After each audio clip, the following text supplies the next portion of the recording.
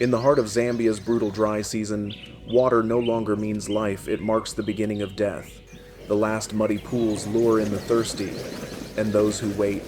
Here, silence doesn't mean safety. It's a warning. One misstep from the herd, and a zebra is gone. One mistimed leap and a pack of wild dogs misses their only meal of the day. Lions fall not from wounds, but from division within. And through it all, crocodiles motionless for weeks endure the longest. So what defines survival?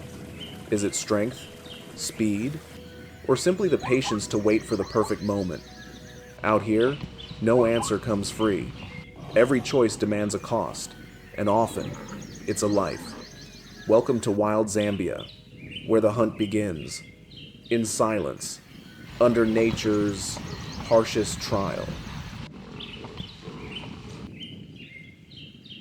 In the dry Luangwa Valley of Zambia, zebras aren't always seen as icons, but they are essential. Their steady rhythm, collective awareness, and flexible instincts make them a keystone for the pulse of the savanna. Unlike the great migrators of the Serengeti, Zambia's zebras move with subtlety. Their journeys stretch and shrink, guided not by fixed routes, but by the landscape itself. They sense change before it's visible, and when they arrive, it's more than just grazing, it's a reset point for the entire food web. Zambia's zebras can locate just moist enough soil by reading wind, terrain pressure, and vegetation density. In the dry season, that difference can mean survival for them, and for everything that follows.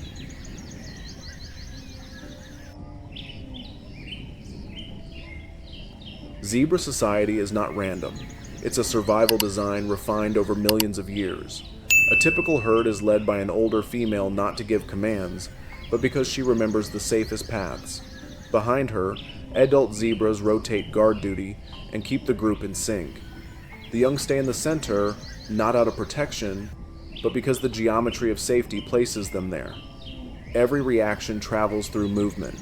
One shift in direction, and the whole herd adjusts. No sounds, no signals, just instinct. This group reflex is their greatest weapon, and often, their only one.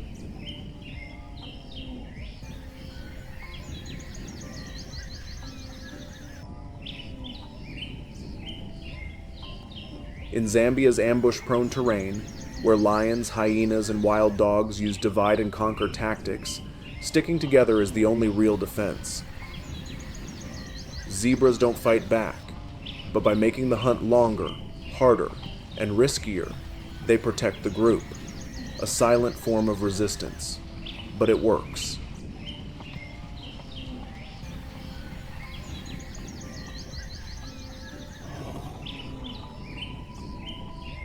Zebras don't just eat grass, they begin the cycle.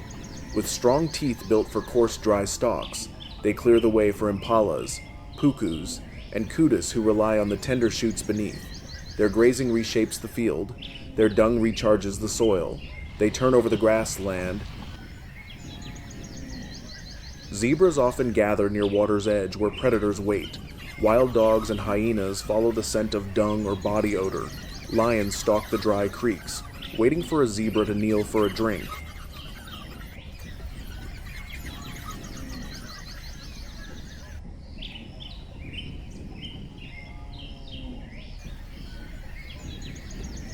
In those moments, one injured or delayed individual can alter the odds for everyone.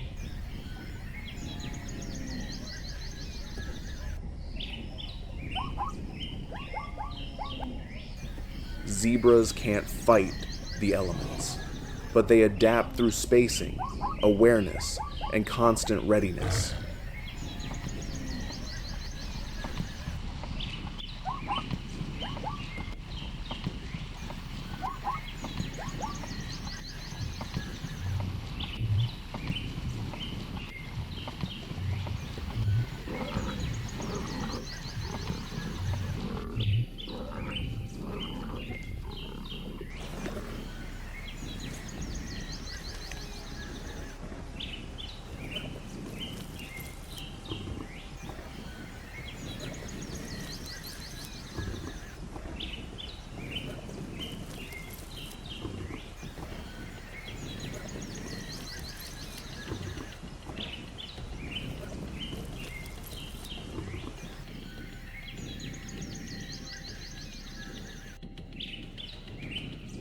In Zambia's harshest season, when water vanishes, grass scorches, and hunger spreads, zebras keep moving, not through dominance, but through precision.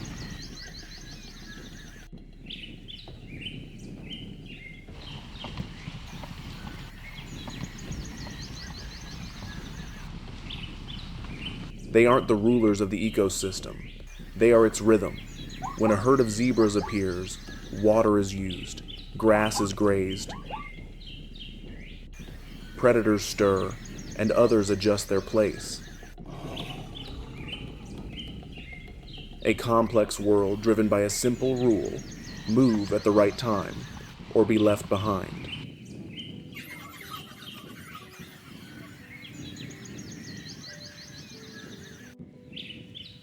On the outer edge of South Luangwa National Park, African wild dogs reign as the savanna's most coordinated predators.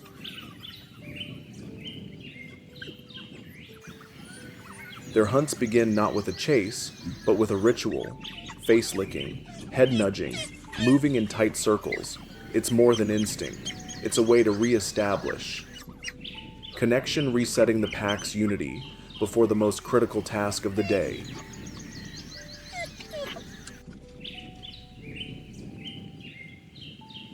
The hunt.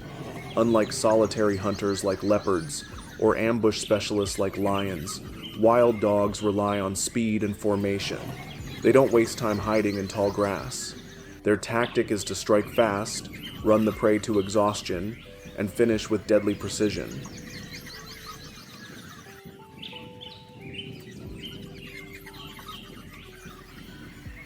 Each pack member plays a specific role: distraction, flanking, chasing, closing in.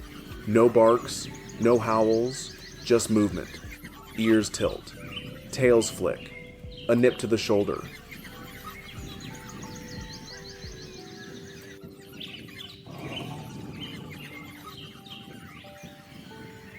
Their bodies become a living communication network, guiding the group like a single organism, even when no one can see the full picture.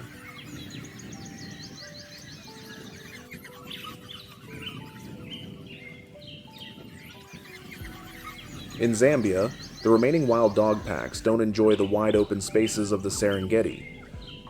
The Luangwa ecosystem is dense, rugged, and unpredictable, turning every hunt into a tactical puzzle.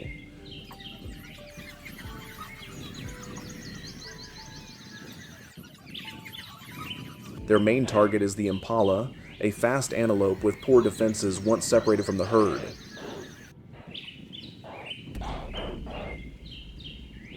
Wild dogs don't choose impalas because they're easy. They choose them because they fit the strategy. The pack fans out into a loose arc, approaching from multiple directions. They wait for the wind, the right angle, and only when every position is perfect does the final signal come. It's not a roar. Sometimes just a quick lick to the ear, a sudden shift of a paw, the slightest twitch of a tail.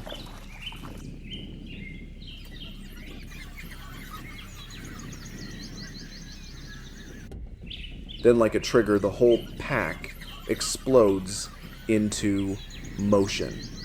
If every dog holds formation, success rates can climb to 70%. But if even one dog breaks position, the plan collapses in seconds.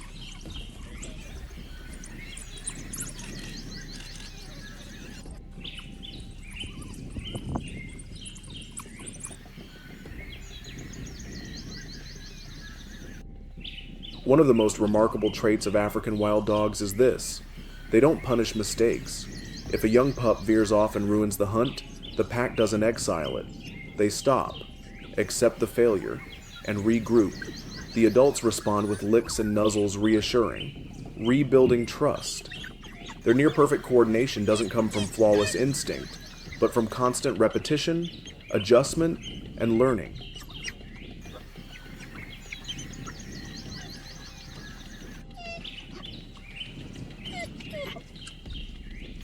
That's why wild dogs often outperform stronger predators, because they're better organized. They're also among the few predators who let pups feed first, not out of kindness, but because the young must learn through smell, taste, and the physical act of tearing flesh. Getting access to the kill is part of the lesson. No one teaches with words. They teach by doing. And that's how wild dogs achieve success, not through power, but through fewer mistakes. In Zambia's ecosystem, wild dogs play a crucial role in balancing mid-sized herbivore populations. They often target the weak, helping control disease spread and maintain healthy prey numbers. They hunt in places others ignore: scrubland edges, rocky inclines, streamside grasses. This reduces competition, spreads out prey, and keeps pressure off any one area.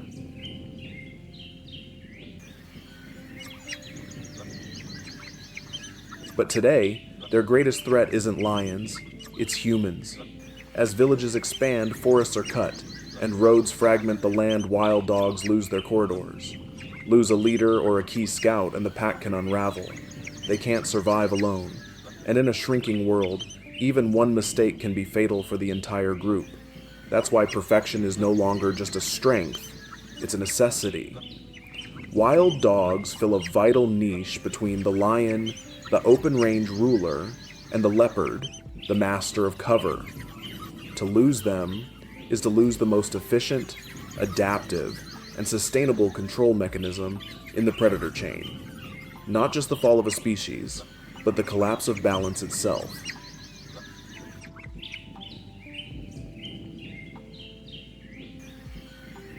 Across the dry, shadow-toned lands of Damaraland, Zambia, elephants don't travel in search of abundance. They travel because they have no choice.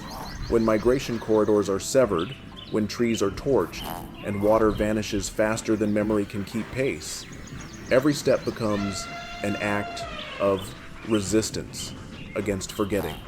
At the front walks an old matriarch.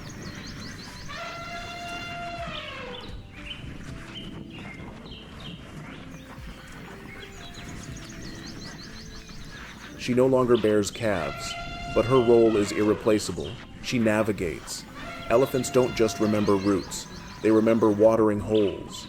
They remember where snares once waited, where a herd mate fell from hunger. Memory isn't only about where to go, it's about where not to return.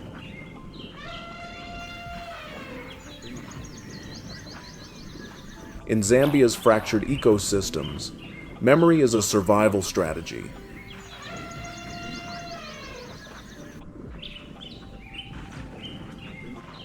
When water no longer rises to the surface, the matriarch stops.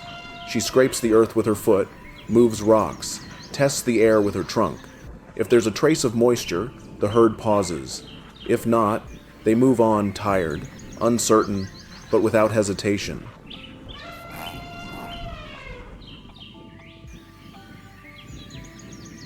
The young ones know nothing of the old routes, but they learn by following.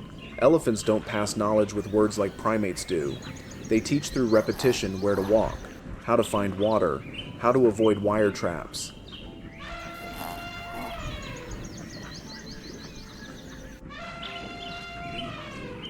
Elephants reshape the land in ways few other animals can.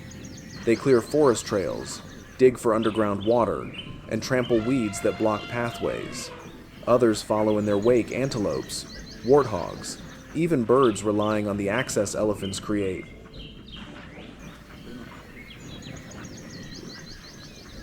When elephants stop, so does everything around them. Their presence signals a functioning ecosystem: water, food, and biological order. But their size and movement make them vulnerable to conflict. Corridors that once connected grazing fields and hidden springs are now fenced off by farms, wire, and highways. Without a way through, herds are forced into unfamiliar territory where nothing is certain. When a matriarch dies by trap, by rifle, or by exhaustion, what's lost isn't just a leader, it's the living map of the entire herd.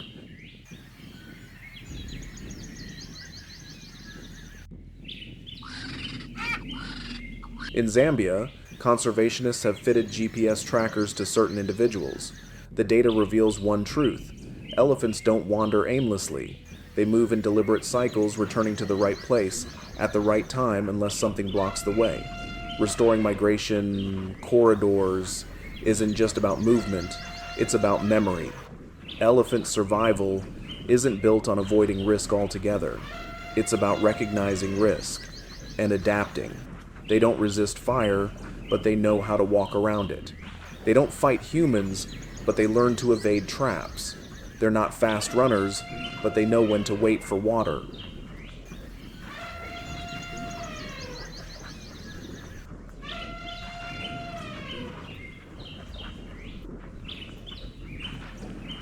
As night falls, the herd stops in a familiar valley. Silver moonlight settles on their backs like dust. They have no nests, no shelters, only each other and memory. The matriarch lingers, longer than the rest. Maybe she's tracing the route ahead, or maybe she's remembering the last time they stood here, when the grass was still green and the water ran deep.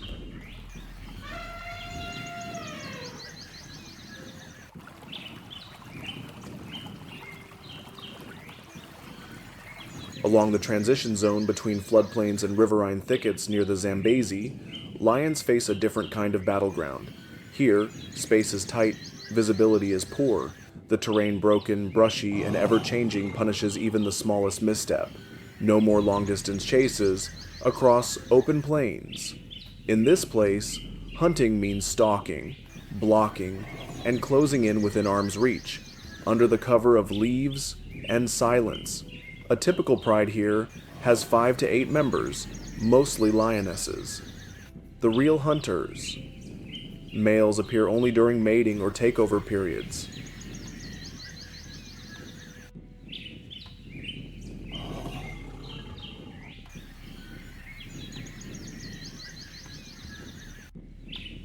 Their social structure revolves around coordination, hunting together, raising cubs, holding territory. But in the fierce competition of lower Zambezi, stable prides don't last forever. Wild dogs and hyenas use teamwork to steal kills and force confrontation. To compete, lions must adapt not just in how they hunt, but in how they hold themselves together. Every hunt is a test of order. An experienced female usually cues the group to move. When prey is spotted puku, impala, sometimes zebra, the pride splits into flanks, using trees and elevation to approach from all sides. But one lion out of sync, blocked by a fallen log, a boulder, or a shifting wind, and the whole ambush falls apart.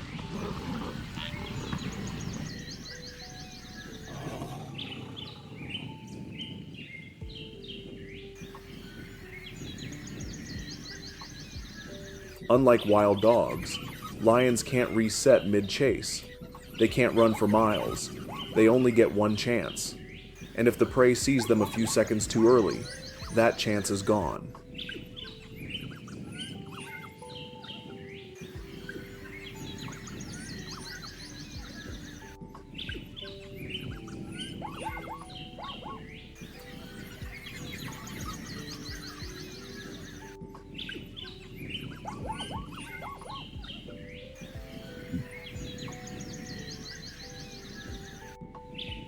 But prey and rivals aren't their only challenges. There's also tension within. Among lionesses, there is no formal transfer of power. When a dominant female weakens through age, injury, or fatigue,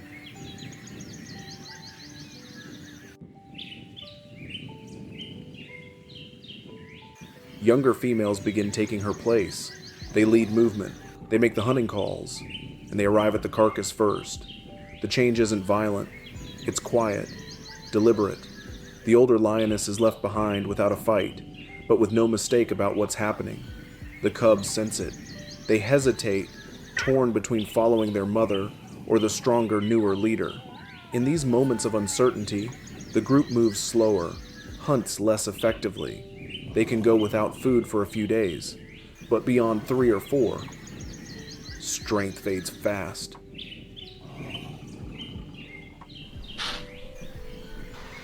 Sometimes the weaker one makes the choice herself, not with thought, but with instinct lagging behind, breaking contact, slowing down, drifting away, The pride doesn't stop her. They don't need to.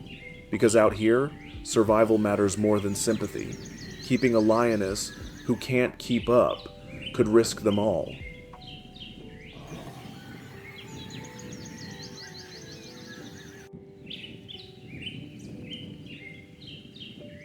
In Zambia's ecosystem, lions play a vital role. They limit herbivore populations, impalas, antelope, zebras preventing overgrazing during the dry season. They pressure everything around them to stay fast, alert, aware. Without lions, the imbalance spreads. Grasslands are stripped too quickly. Water holes become overcrowded. Sickness travels faster through weak herds. But in lower Zambezi, lions face a dual threat: fragmentation from humans and brutal competition from other predators. Hunting grounds shrink. Water points disappear. Human presence pushes prides to split, move farther, or take greater risks.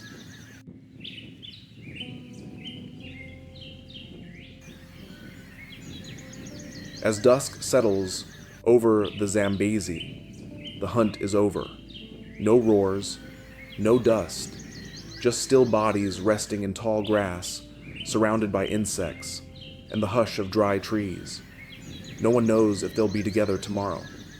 But for tonight, those who remain stay close. Not out of affection, but because it's safer to be a pride than alone.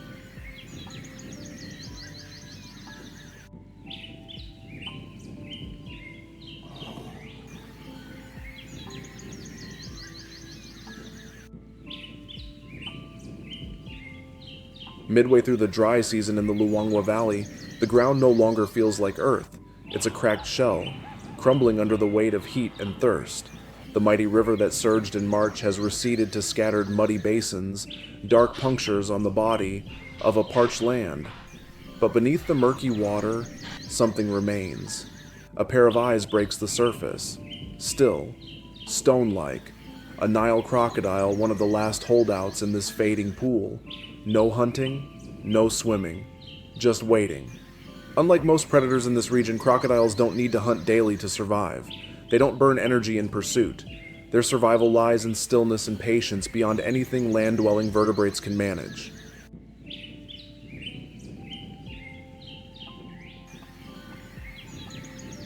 During the rains, crocodiles rule the rivers, ambushing crossing antelope, seizing birds, even posing a threat to young elephants slipping near the banks. But the wet season is short. In the dry, crocodiles shift from apex predator to final survivor.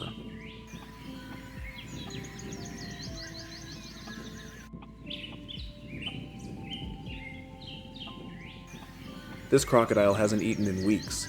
It doesn't search for food. It conserves energy, slowing its breath, regulating body temperature in the water, and remaining motionless. Its circulatory system is built for pause-sustaining life without digestion.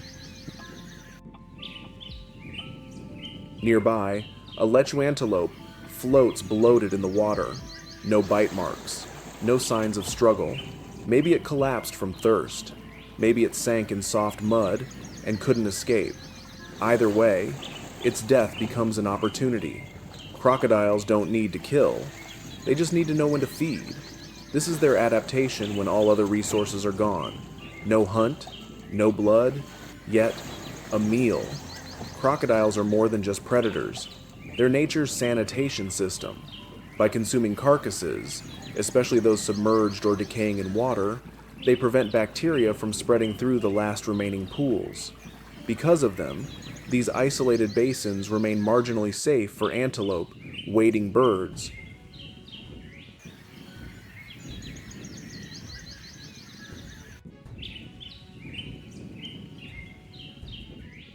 At the height of the dry season, oxygen levels in the water plummet. Most predators would seize this weakness, but not the crocodile. It waits. When a fish weakens and drifts near, it opens its jaws, gently, closes them, slowly. The energy used? A fraction of what it stored for weeks. Every movement is reduced to near zero waste. That's not laziness, that's strategy.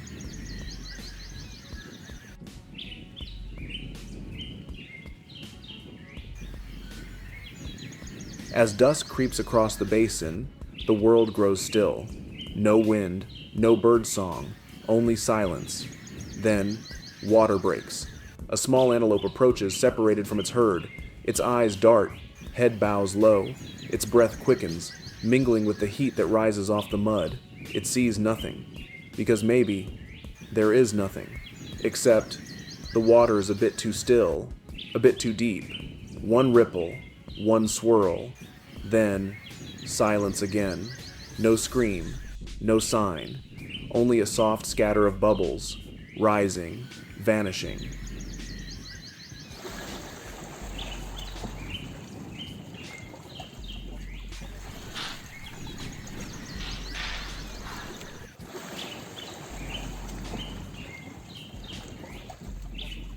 At the height of the dry season, oxygen levels in the water plummet. Most predators would seize this weakness, but not the crocodile. It waits. When a fish weakens and drifts near, it opens its jaws, gently, closes them, slowly. The energy used? A fraction of what it stored for weeks. Every movement is reduced to near zero waste. That's not laziness, that's strategy.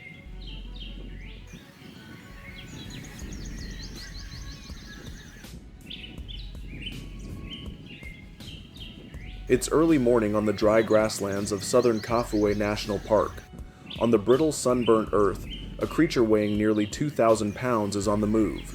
No sound, no sign.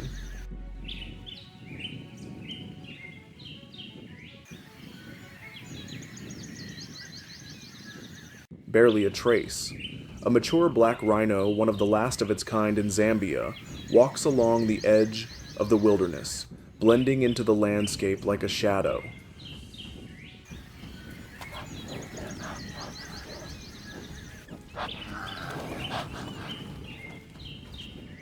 Black rhinos are solitary by nature, mostly nocturnal or active in the faint light of dawn. No herds, no social rituals, no chatter like primates or grazing herds. The silence is a strategy. In a place where every movement risks being noticed, invisibility becomes survival.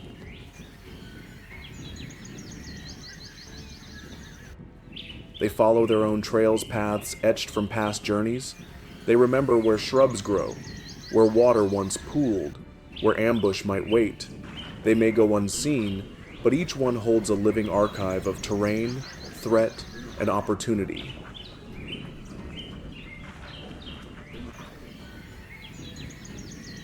In protected areas like Kafue, tracking black rhinos isn't about spotting them. It's about signs, a horn-scraped tree, a pile of dung with a pungent, unmistakable scent, a single line of grass bent barely half a foot off path. Most are tagged with GPS chips.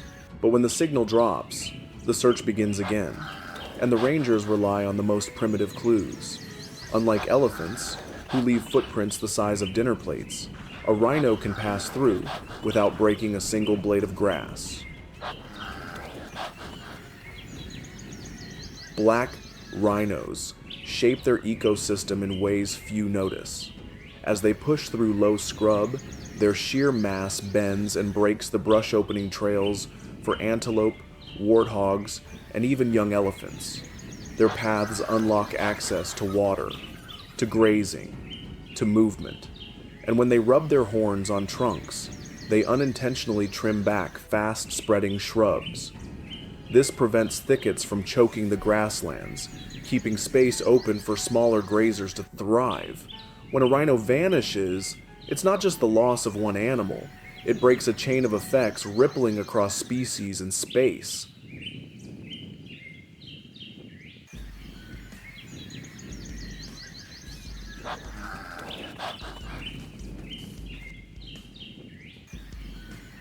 There's something else, something often overlooked. Rhinos build maps out of scent. They mark territory with urine.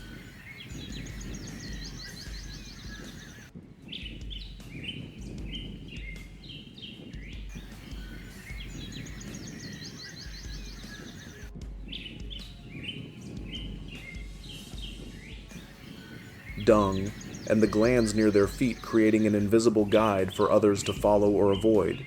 These scent maps reduce conflict, signal presence, and define behavior.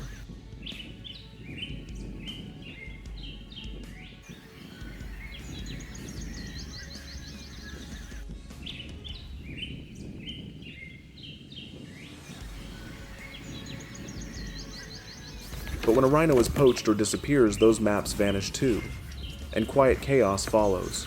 Territories begin to overlap.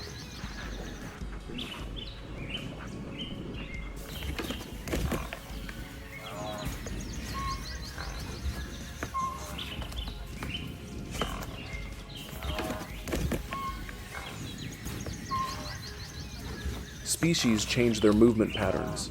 Tensions rise. Overuse creeps in.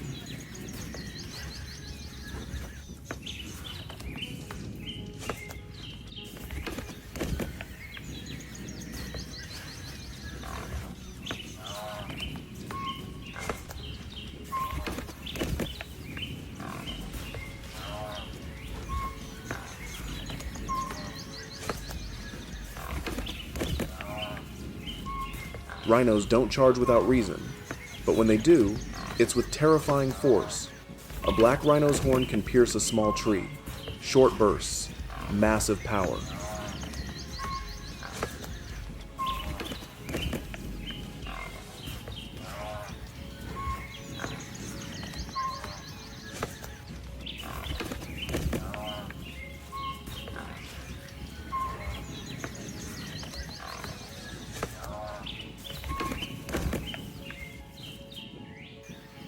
Their muscle is built not for speed, but for one final lunge, if all else fails. It's not aggression, it's a last resort, and it's only used when there's no other way left.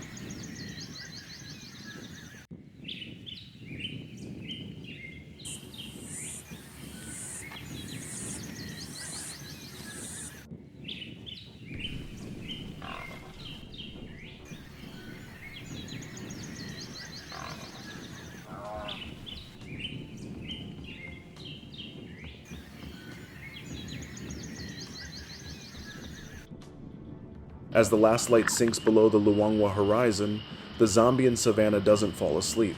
It shifts into another version of itself, a place where survival no longer depends on light, and darkness becomes an ally for the quiet.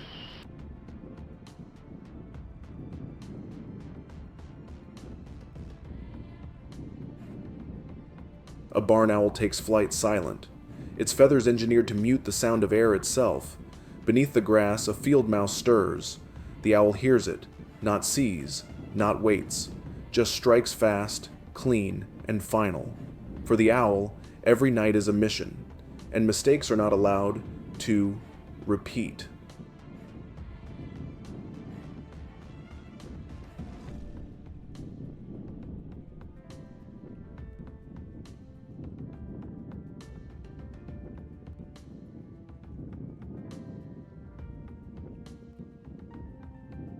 Through skin. At a nest full of young birds, it coils, not rushing. One slow squeeze, no sound. A meal, in absolute silence.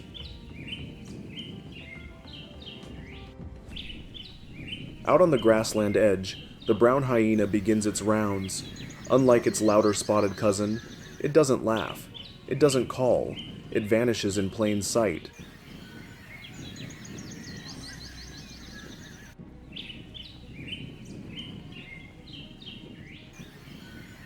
When it finds the body of a warthog collapsed from thirst, it feeds efficiently. No fights, no frenzy. The brown hyena is nature's janitor. Misunderstood, but irreplaceable.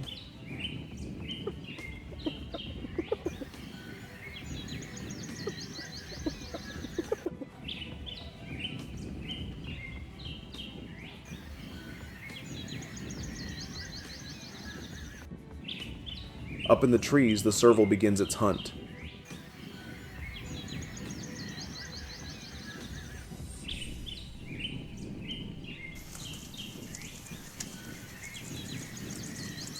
Its ears tuned to whispers can detect a rustle from over 150 feet away.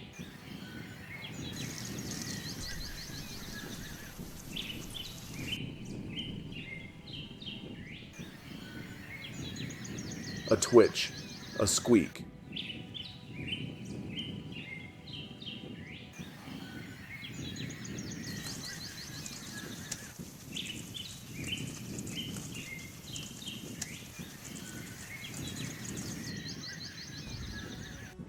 Then airborne. It lands without correction, because in the night almost isn't good enough.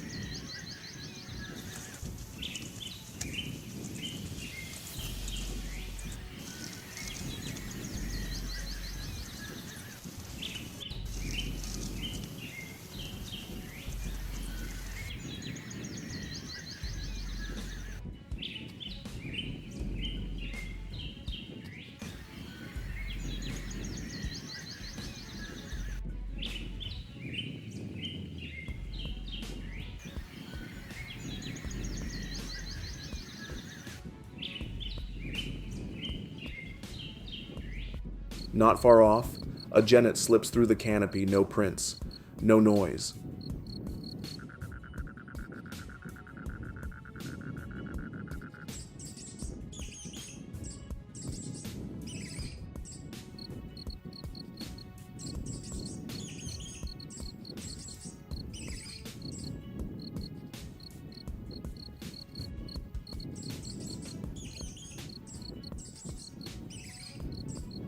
But in the dark, it will find eggs, or a hatchling, and take them without error, without trace.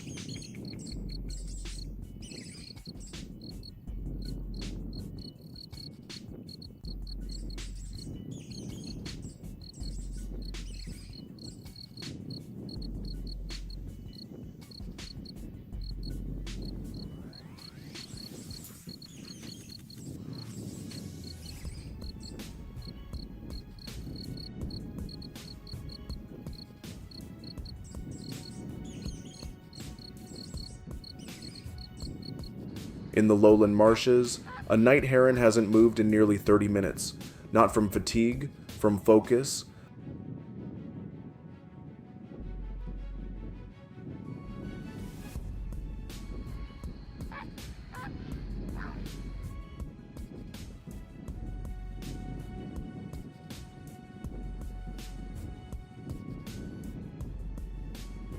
A small fish drifts too close. The strike takes less than a second. No splash, no second chance, one perfect motion. Back on the ground.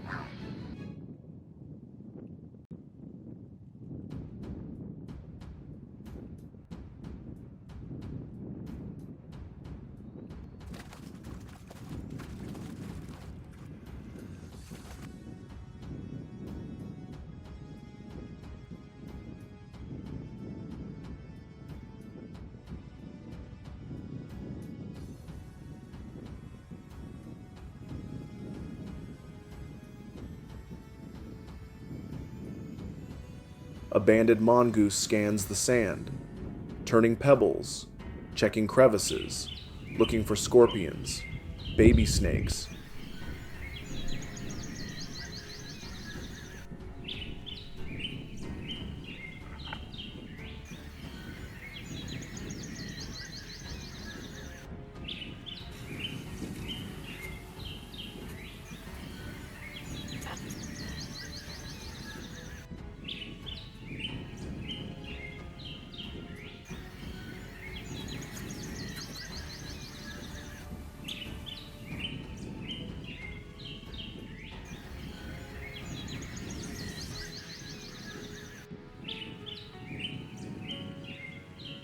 Tiny, but essential. It keeps venomous populations in check, balancing what the bigger hunters overlook. From birds to mammals to reptiles and insects, the night is not chaos. It's a system. Each species owns a layer, a space, a task. No roars, no flash, but blood is still spilled, and life moves forward with a precision that feels almost inhuman. As dawn nears, the wind shifts, the air cools, and the scent of damp earth returns. The night retreat begins. The barn owl glides back to its hollow. The hyena drags bone to a dead tree. The serval grooms its fur, preparing for sleep. No fanfare, no signs. If a person stood in the grass right now, they'd see nothing strange. Everything looks still. But it's that stillness. That should unsettle you, because the killers of the night have already done their work. In Zambia, not everything hunts by day, and not all life requires light to go on. From the breathless dawns of Luangwa to the hushed darkness of Kafue's stone valleys, this journey has revealed survival in all its forms. Zebras thriving on memory and discipline, wild dogs hunting with flawless precision, elephants enduring through bond and remembrance, lions powerful, yet vulnerable to their own divisions, crocodiles outlasting all by doing less.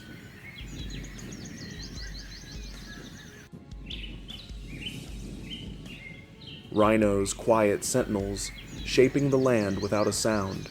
And finally, Zambia's night, a world where silence speaks of life and death.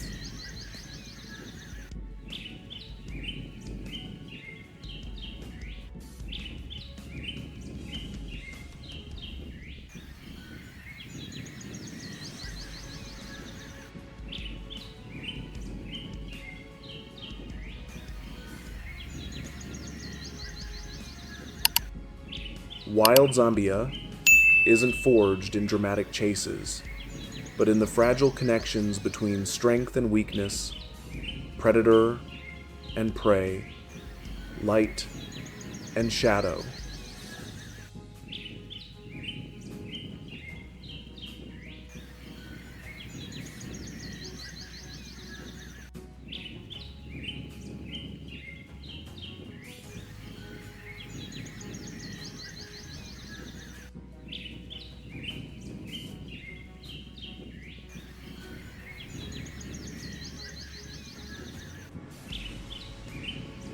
Thank you for joining us on this expedition with Wild Expeditions. We hope every breath, every footprint, and every silent death has helped you feel the wild, not just through images, but through reflection. If you believe in the value of biodiversity, please like, share, subscribe, and turn on the bell so we can keep following the call of places that never sleep.